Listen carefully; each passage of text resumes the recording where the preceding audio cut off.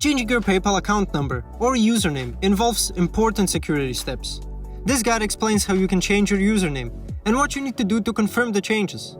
PayPal accounts are tied to an email address and not a traditional bank number like a bank account. If you're looking to change your PayPal username, the primary email address associated with your account, you can do so through your account settings. Start by logging into your PayPal account. Click on your profile icon in the top right corner to open the settings menu. Under the Profile tab, look for the Email section. Click Add to enter a new email address, which will become your PayPal's new username.